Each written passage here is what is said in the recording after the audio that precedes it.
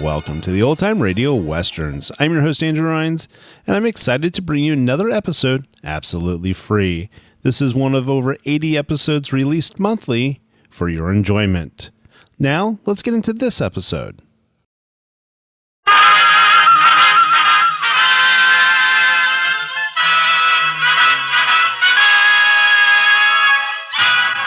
Tales of the Texas Rangers, starring Joel McCrea as Ranger Jayce Pearson.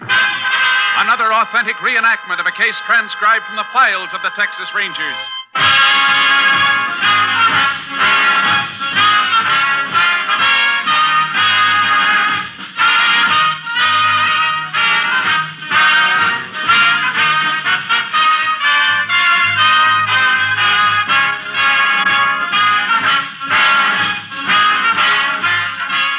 Names, dates, and places in the following story are fictitious for obvious reasons.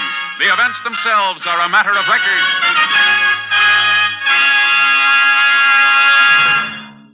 Every day, Monday through Friday, there's top entertainment all day long when you set your radio dial to NBC. Listen for Double or Nothing, and you'll hear one of radio's funniest quiz shows. Yes, Walter O'Keefe consistently comes up with great comedy entertainment Monday through Friday on Double or Nothing. Listen, and you'll agree. And then there's the program with the heart, Strike It Rich. The grand entertainment that Warren Hull brings you every day on Strike It Rich is just what the doctor ordered if you suffer from the housework blues. From Chicago, Tommy Bartlett brings you Welcome Travelers and interviews with the many interesting guests who each day pass through the Windy City. And for more fun, listen for Bob and Ray, those two zany comics. Then there's Music and Charm with Dave Garroway. So remember, every day, Monday through Friday, chase your blues away with the wonderful daytime programs on this station of the NBC Radio Network. And now, here's today's adventure with the tales of the Texas Rangers.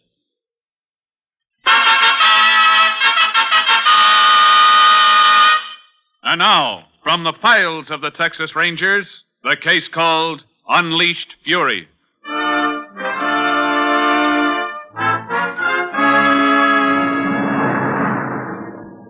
It is 3:30 a.m. during the night of April 25th, 1938. Near the town of Carnesville, Texas, Ralph Lang and his wife were asleep in the upstairs bedroom of their farmhouse. Outside the house, a car pulls to a stop, and a moment later, Lang is awakened by someone knocking on the front door. He gets up and goes downstairs. All right. Who is it? Ranger Morgan, Texas Ranger. Oh. Sorry to wake you up, sir. Oh, it's all right. What is it? You hear anyone prowling around your house tonight? No. Why? Well, I don't want to scare you, but we're looking for one of the inmates from the state hospital. You mean somebody escaped from the asylum? Yes, sir, about 1 this morning. We're checking all the houses in the area. Your door's locked? Yeah, always keep them locked at night. This man, is he dangerous? Yes, sir. He's a killer. I see. I'll have to move on now. Just make sure you keep your doors and windows locked. And let us know if you see or hear anything. I will. Thanks for warning us. Who is it, Ralph? Nobody, honey. You go back to bed. Good night, sir. Good night, Ranger. Who was that? Texas Ranger. Well, what do you want? Nothing, honey. That ain't so. What's a ranger doing around here this time of night? Now, Jenny. What is it, Ralph? What's happened? Nothing, I tell you. Just some fella got out of the hospital. Rangers are looking for him. Why'd they come here? They're checking all the houses around here. Just wanted to know if we'd seen him. Ralph, I'm scared. Now, honey, there's nothing to worry about. Just go back to bed. I think you ought to look around the house first. What for? We keep our doors and windows locked. He can't... Please, Ralph. All right, honey, all right. But there ain't a way he could have got in. Besides, if he did, we'd have heard him by now. All the same, I'd feel better if you had a look. Okay. Ralph, I'm scared. Now, honey, you don't have to be scared. Here, I'll switch on the living room light. There. You see, not a soul. You better look in the kitchen. Well, Jenny, the kitchen door's locked. I'm not sure I locked it. Huh? I can't remember. All right. I'll go out there. Be careful, Ralph. I will.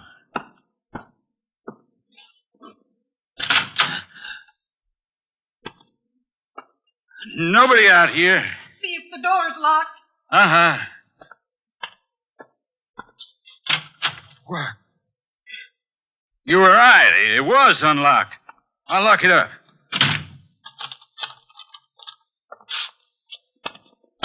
Now, I've looked. What do you say we go back upstairs and get some sleep? I'm still scared, Ralph. That Ginny, man... you gotta get hold of yourself. Now, there's nothing to be scared about. I'll just get this light and then... Huh? Listen. I don't hear nothing. Upstairs. Ralph! Sounded like our bedroom door. Let me make sure. Don't leave me. No, honey. Come on. Yeah. It's closed. He's upstairs. He must have been hiding in the hall. We didn't know it. I better phone No, them. no, he'll hear you. Let's go. All right, come on. I can't get this flame locked. Ralph!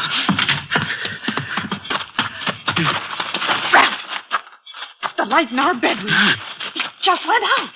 Yeah, come on, we get the car. What's the matter? The car keys, they're upstairs. Oh, what are we going to do? Ralph, the window. He's watching us. Come on, we gotta get out of here.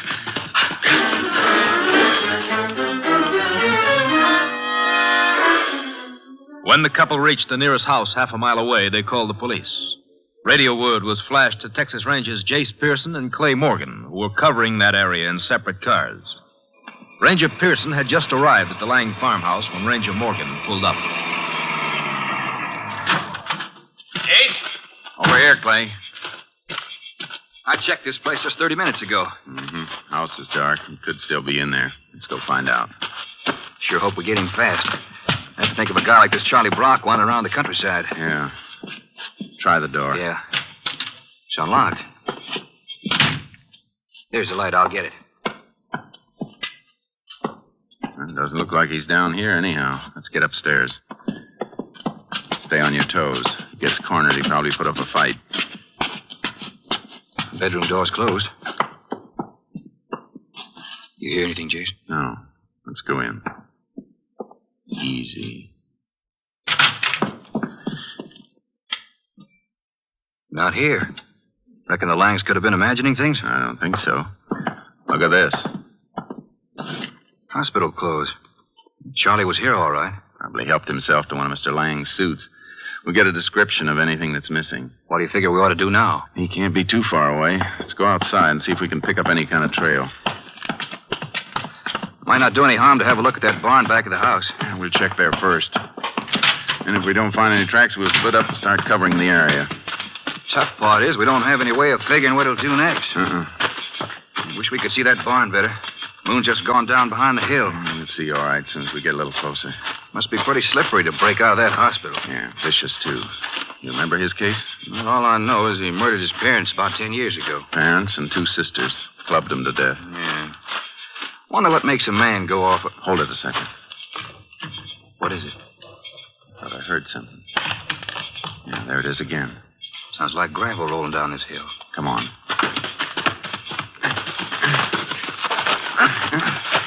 Jason, there he is. Stand on that ridge. You can see a silhouette. Hold it, Charlie!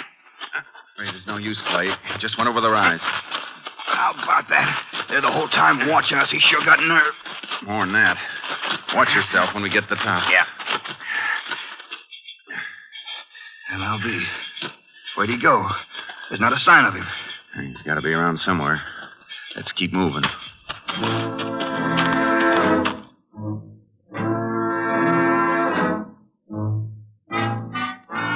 Charlie Brock's trail led through a stretch of brush and ended on the bank of a shallow creek. Clay went back for our horses, and we continued to scour the area. By noon, we were convinced Charlie'd gotten away. We decided that the psychiatrist at the state hospital might be able to give us some information that would help in our search. We went there. Dr. Gallus showed us the window of the isolation room through which Charlie had escaped. He had sawed the bars with a piece of string coated with wax and scouring powder. Well, it's unbelievable, Ranger. 3 heavy bars, and only that piece of string to work with. The patience of the man. How long was he in isolation, Doctor? About 3 months. Can't imagine why one of the attendants didn't notice what he was doing. It seems like he was pretty clever about that, too. Little bits of chewing gum on the ends of the bars, probably used to cover up his progress. Look at the way those bars are bent out, Jayce. Took a strong man to do that, even after they were sawed through. Charlie's strong. He's incredibly strong. Oh, that's my call. You want to wait here, Rangers? I shouldn't be long. Oh, we'll come along with you. We're anxious to get going as soon as we ask you a few more questions. Certainly. As I was saying, I didn't realize how strong Charlie was till we had to put him in isolation. What happened? Well, we had just admitted a young man to the hospital, a school teacher. One day he was talking to Charlie. Now, something he said must have made Charlie angry. Did Charlie attack you? Yes, he did. It took 6 attendants to get Charlie under control. He almost killed the school teacher. Was that the first time you had trouble with him? Yes, he's always been very quiet, too quiet. We weren't able to do much with him in the way of therapy. What about his killing his parents and sisters? Were you ever able to figure out the reason for it? Yeah, it wasn't easy to get Charlie to talk, but we gathered they'd always made fun of him. He'd been taken out of school when he was 16 and still in the 4th grade. And his family didn't let him forget it. He was older than 16 when he killed them, wasn't he? Yes. Oh, just a second, Rangers. I have the key right here. Wasn't Charlie in his middle 20s when he came here? 24. Seems he ran away from home after he was taken out of school. He came back to Cedar Bluff. That's his hometown, 8 years ago. Well, after he'd been home only 2 months, well, you know the rest. Uh-huh. After you, Rangers. Excuse me while I see what the call desk wants. Dr. Gallus, do you want me? Oh, just a minute. Desk has a message for either one of you. I'll take it, Jayce. Ranger Morgan. Yeah, hold on. I certainly hope you catch up with Charlie soon, Ranger. So do we. He's dangerous. He's extremely dangerous. Completely unpredictable. There's no telling when he'll try to kill again. But you think he will try to kill? I wish I could say no. Sorry, Doctor. We better get going, Jayce. Who was it? Town marshal's office over at Rockville. Somebody spotted Charlie Brock at a schoolyard there.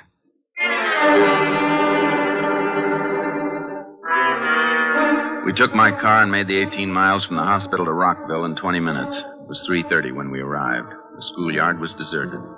We began looking for the town marshal. We found his car parked 2 blocks from the school. As we pulled up, we saw the marshal just leaving a house. We got out of our car and walked toward him. Howdy, Rangers. Boy, I sure am glad to see the pair of you. Got any leads on him, Marshal? Not yet. Only one seen him was Miss Knine over at the school. She's one of the teachers there. How long ago was this? Let's see. It must have been 2 hours ago. And you know, I got right out to the school. He'd already disappeared. I've been looking everywhere, doing a house-to-house now. Uh-huh. You're sure it was Charlie Brock the teacher saw? Well, couldn't have been nobody else. Old Norma Canine, she don't make mistakes. She said she recognized his picture from the paper. Even if she hadn't, couldn't have been no doubt about it from the way he was acting. How do you mean? Well, Miss Canine, she had the kids out in the schoolyard, and she seen this fella standing outside the fence. Well, she didn't pay much attention to him, and then she scolded one of the kids a little, and this fella starts screaming at her and carrying on crazy like. Did he come into the schoolyard? Miss Canine, she didn't wait to see. Why, she just took the kids inside and called me. I come right out. Darndest thing I ever seen. How I can't find him. Where's Miss Canine now? She's over at her house. You see, she don't have no car, so I rode her home in mine. She was right upset. I guess she was. Yep. She got herself in such a state I had to get one of the neighbors to stay with her. I tell you, Rangers, I sure hope you catch this fella fast.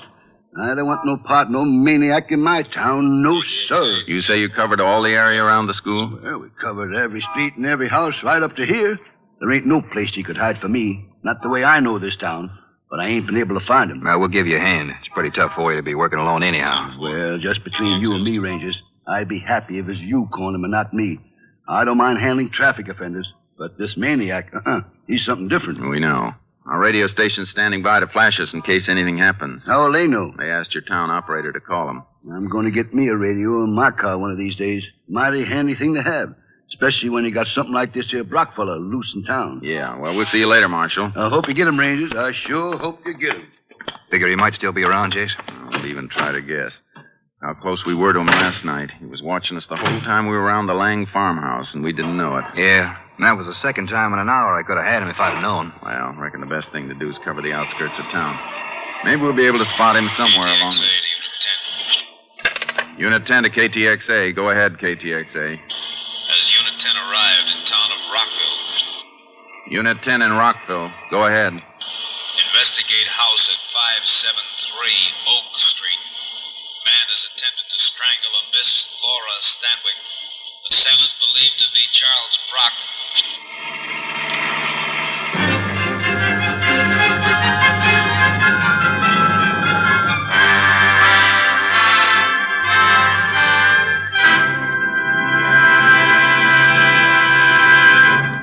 In just a moment, we will continue with Tales of the Texas Rangers, starring Joel McCrea as Ranger Jayce Pearson. You've seen it happen time and time again. Children playing, a ball rolls into the street, a child rushes after it, full in the path of a speeding automobile. Perhaps the driver stops in time. The chances are he can't. And another tragedy, another accident due to carelessness is chalked up to become a figure on next year's traffic accident statistical chart.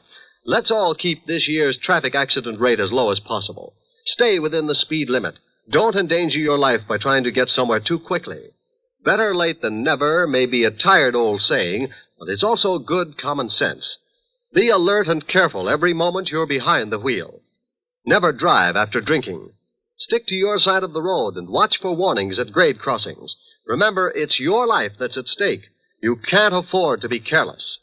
A life you save may be your own. And now let's get back to Tales of the Texas Rangers and our story for this week.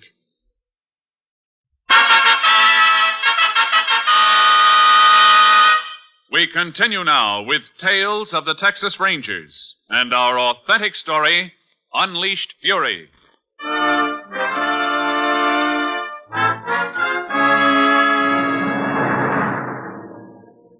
We drove to the address indicated in the radio call. It was a small bungalow set a little apart from the rest of the houses on the street. When we arrived, a number of neighbors were already in the house and stood in little groups in the living room and kitchen. 2 or 3 people were comforting Laura Stanwig, a girl in her early 20s. She was sitting at the kitchen table. Excuse us. Let us through here, please. Folks, if you don't mind, we'd like to ask Miss Stanwig a few questions. We won't be long. Miss Stanwig, we're sorry to bother you, but there are a few things we have to know. It was so awful. Awful. Did you get a good look at the man? Yes. His eyes. And the way his mouth. Had you ever seen him before? Only his picture in the paper. He was the man who... Oh, I'm sorry. The man who escaped from the hospital last night? Yes. Can you tell us how it happened? Oh, I was standing here at the table peeling potatoes. I heard the kitchen door open and I looked around. Oh, it was so awful. I'm sure it was. He jumped at me. Made the most horrible sound. Like an animal. I felt him put his hands around my throat. Yes, ma'am? I think I jabbed his shoulder with a knife. I'm not sure. After that, I must have fainted. Is this the knife you were using to peel potatoes? Yes. Little speck of blood on the tip, Jayce. She might have nicked him. Uh-huh. Anyhow, it was enough to scare him away. Miss Stanwig, you say you only saw this man's picture in the papers. You never actually saw him until he came into your kitchen. No. Were you home the whole day? Oh, no. I just gotten home from school a few minutes before I came here.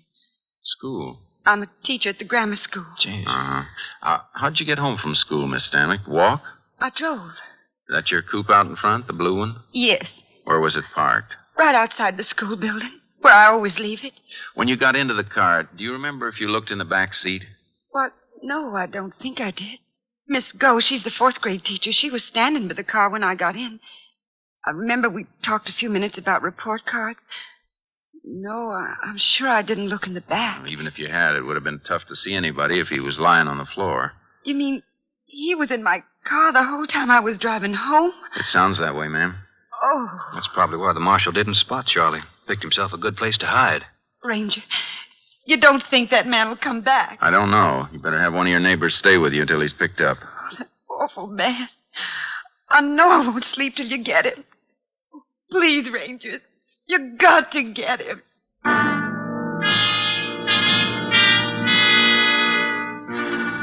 We questioned the neighbors. Nobody'd seen Charlie Brock enter or leave the house. Working in cooperation with the marshal and a posse of townspeople, we covered every inch of the town.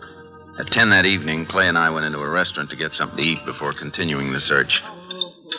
Tired, Jayce? Oh, not too much. I don't know. Beats me how this guy's disappeared. Me too, unless he's hiding someplace we haven't thought of looking. Can't think of where that would be. We've hit just about every alley, cellar, and backyard in town. You want to hand me the salt and pepper? Here you are. Thanks. Like I said last night, you can always try to outguess an ordinary criminal. Figure out some kind of M.O. on him. But with this guy, you never know what he's going to do next. I've been thinking about that. Seems to me we do have something that looks like an M.O. You mean schools? Uh-huh. Remember while he was in the hospital, he jumped a school teacher. And today, he was after 2 others. Yeah? Yeah, forms a pattern, all right, but why? Yeah, it's something Dr. Gallis would have to say for sure, but it sounds like Charlie feels everything that's gone wrong for him started with school and teachers. Now, suppose it's true. Suppose he's going to hit another school. Where does that leave us? We can't cover every school in Texas. No, but there's one we can cover. One that could be a pretty likely choice for Charlie. Which one's that? Charlie's hometown, Cedar Bluff. It's only about 20 miles from here. Yeah? But how can we be sure? We can't. But if you draw a straight line between the hospital and Cedar Bluff, what's it cut through? Well, let's see. Hey, it does come right through here. You figure Charlie might have just been sidetracked for a few hours this afternoon, and maybe the place he really meant to go when he broke out was his hometown? There's more than half a chance he may be heading for the school where he used to go. He could figure that this school is the root of all his trouble. You might have something at that, Jayce. You finished eating? Yeah, I've had enough. Let's get over to Cedar Bluff.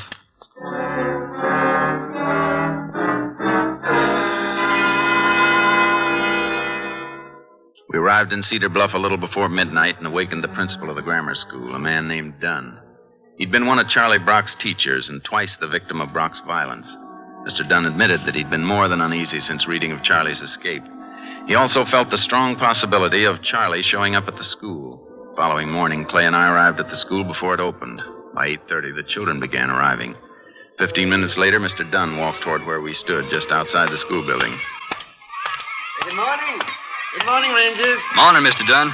Well, I've got to confess it. After you left me last night, I hardly slept a wink. I'm sorry if we bothered you, but we thought it was necessary. Well, of course it was.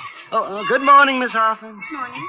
I kept thinking about Charlie Brock and the trouble he gave us when he went to school here. Expect he was a real problem, huh? Yes, he wasn't. It's so strange. In most ways, he was a completely backward boy.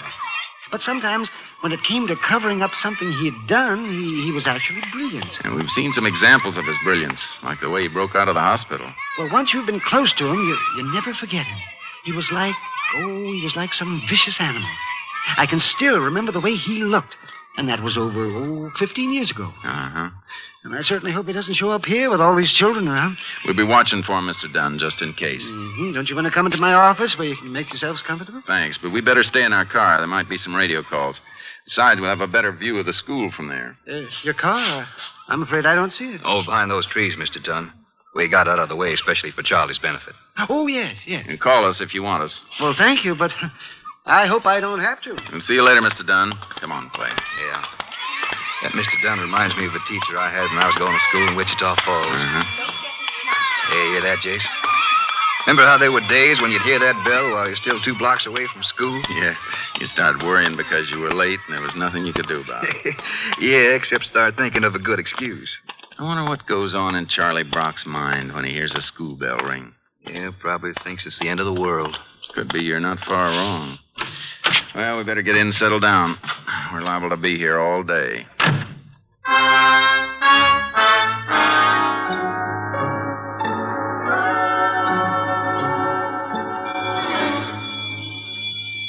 $10:30 must be the recess bell. Uh-huh. Sort of funny about Charlie. You'd think if he was going to show, he'd have been here by now. I don't know, Clay. Maybe I was wrong. The way you had it figured sounded like pretty good reasoning.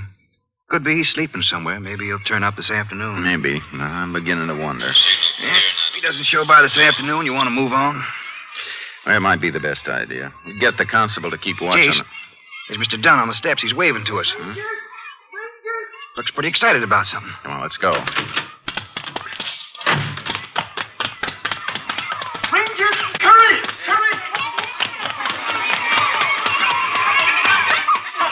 He's in there. He's inside the building. Where? He tried to kill Miss Hoffman. Oh, it was awful, the way he looked. Where'd he go? Upstairs, I think. Come on, Clay. Right. Must be up this way. He didn't come in while we were here. Must have broken into school last night and slept here. Yeah, try that first classroom. I'll get the other one. Right. Nobody in here. Well, this one's empty, too. Might as well work our way down the hall. We gotta get... Wait a minute. The room over there. Thought I just saw the door he's shut. He is in there. Try not to make any sudden moves. Just keep talking while we work toward him. Yeah. Jayce. In the corner. Uh-huh. All right, Charlie. Come on now, boy. Easy now, Charlie. Nobody's gonna hurt you. You just come along with us. He's going for that flower pot. No, Charlie. Put it down. Put it down, Charlie. Watch it, Jayce! Come on, Charlie. You're going with us now. Easy, Charlie. Grab him! She got you! Got you! Come on, Charlie. Can you hold him for just a minute? There! Now, let's go, Charlie. Everything's going to be all right now. That's the boy now. Easy does it. Down this way, Charlie. Everything all right, Ranger? Mr. Dunn, I think you better get back in one of the classrooms till we get Charlie downstairs. Surely, Ranger. Surely. All right, Charlie. All right, let's go. Let's go. Let's go. You'll be all right, Charlie. I don't belong in there. They do. They do. They do. They do. Come on, boy.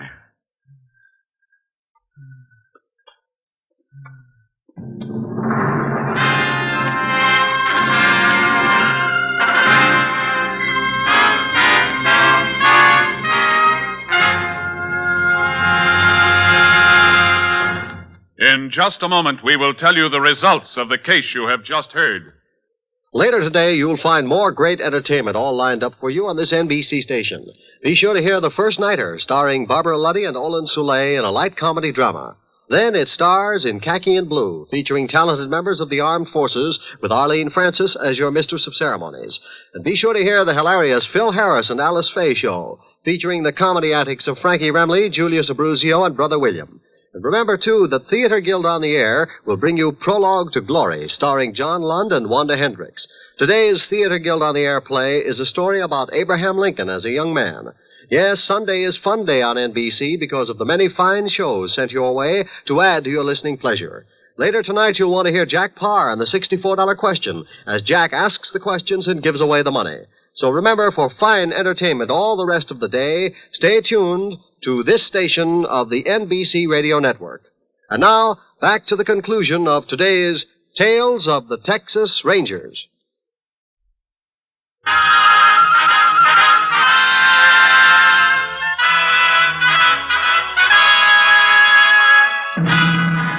And now, here are the results of the case you have just heard.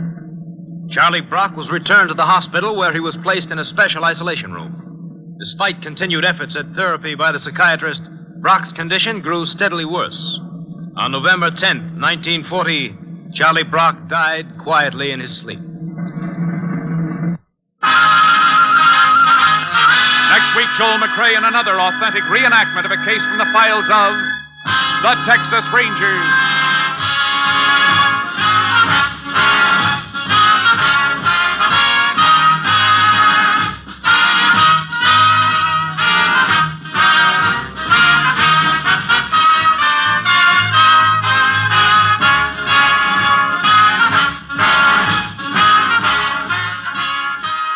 Joel McCrea will soon be seen in San Francisco Story, a Warner Brothers release.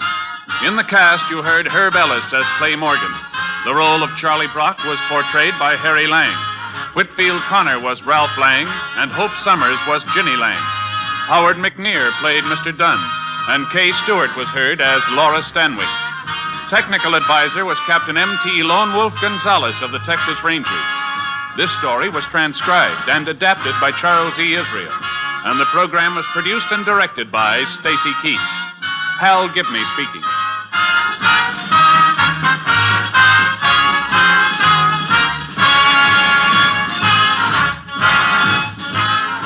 Next, it's The Chase on NBC.